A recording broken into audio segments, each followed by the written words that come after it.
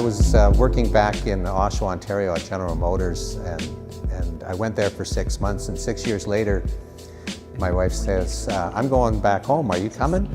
And so we both had to quit our jobs and leave, and it just happened that there was a job available here. Came to Camosun because my mother did everything she could to make it happen.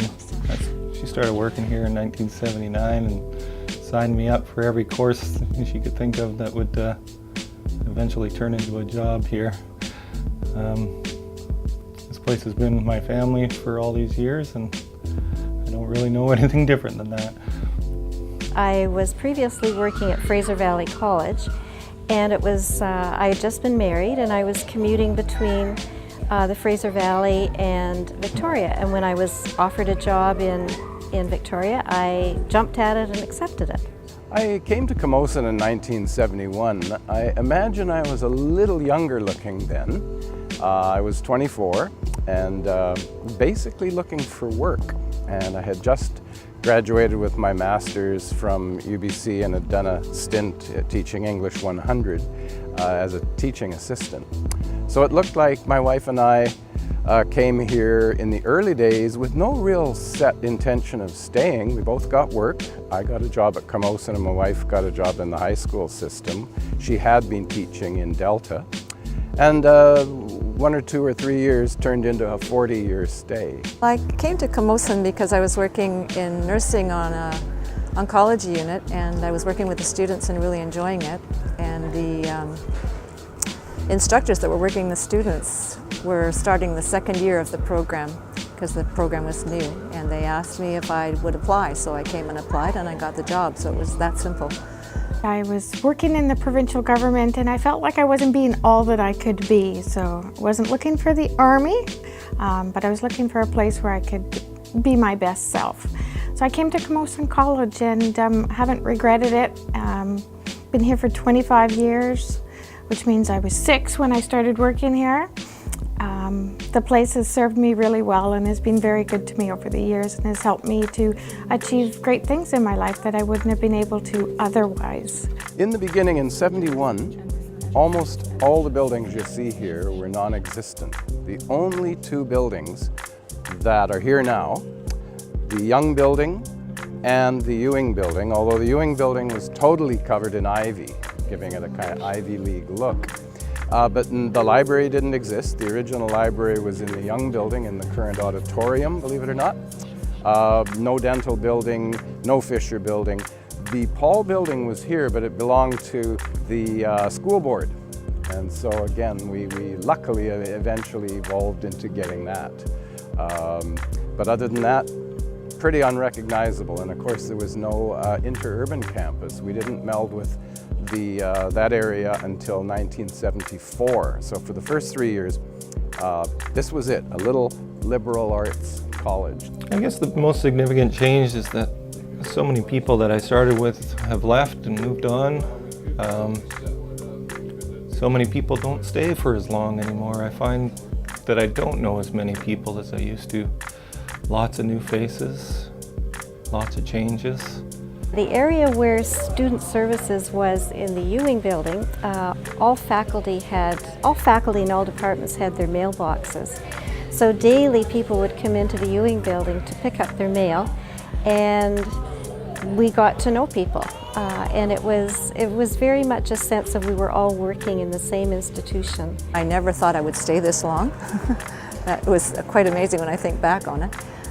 Before that, the longest I'd stayed in a job was 2 years, and I changed about every 2 years. So I guess I must have liked it if I stayed that long. The people here are fantastic. There's a great sense of community, and that is what attracted me to Camosun College. And over the years, that has never waned. In fact, it's only deepened.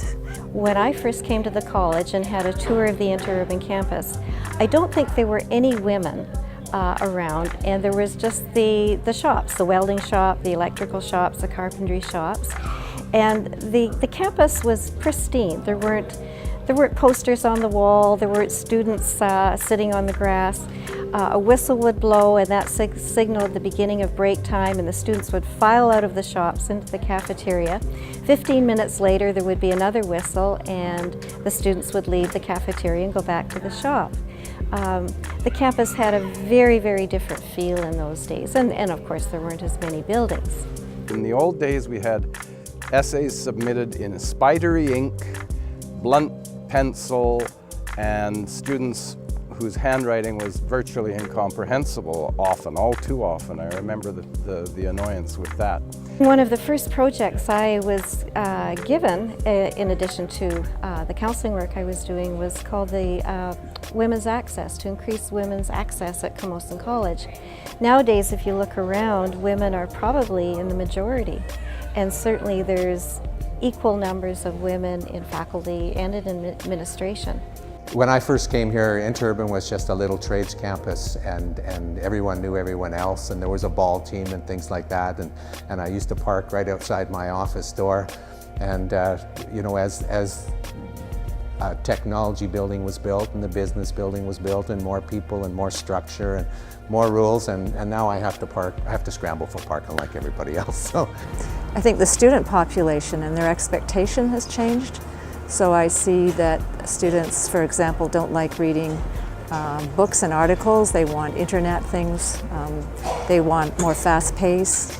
Initially when the students come in, the hardest part of it is we do an interactive rather than a teaching, lecturing kind of style, and they really initially resent that, and by the time they get to third year they love it. And they interact and they really realize that they've learned a lot about how to think critically and think on their feet, which is what the program really emphasizes, because they have to be lifelong learners. I remember when they were building the Wilna Thomas building across the way there, you'd hear the construction horns, and you had 15 seconds to collect yourself and get yourself together before the dynamite would boom and knock all your papers and cups off of your desk and whatnot. And building construction all over the place is just, this place is huge now with Interurban Campus and Pisces. It's really quite amazing. I've been inspired by just about everybody I meet here. My friends in the local union here, Ken, and guys that I started with in custodial, like Charlie.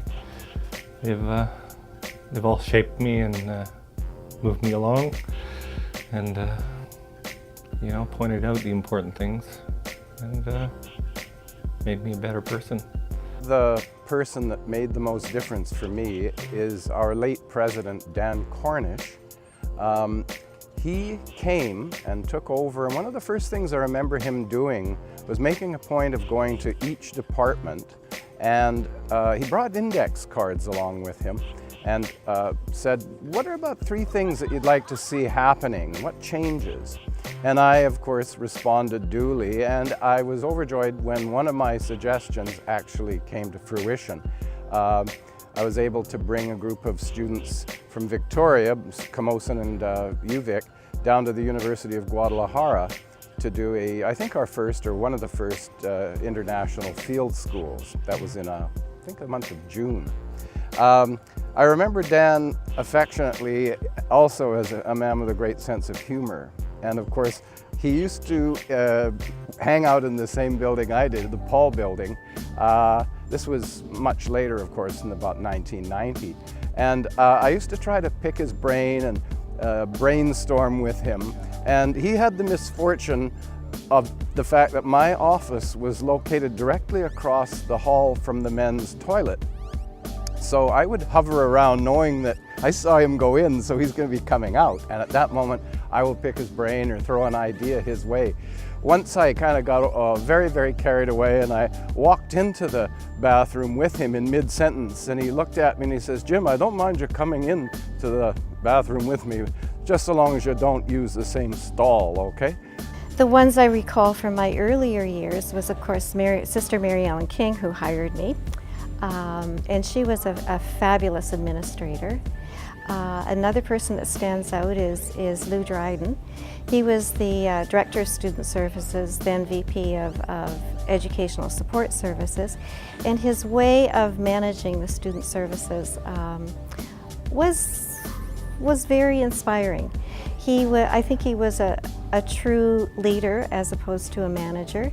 He was willing to take risks, and above all, he was really focused on students and providing a seamless experience for a student from the time they applied until they got their first employment. One of my current colleagues, so she would probably die from shock, but I really admire Molly Chisamore, who does the coaching at Camosun, and she's got the nursing background, but it's just her core values and principles of honoring the individual and finding the strengths in the individual and developing them. I think that if we could all do that as teachers, our students would be successful. I think the college itself has been the greatest inspiration rather than a single person. Collectively, we all have something to contribute and we all can inspire one another.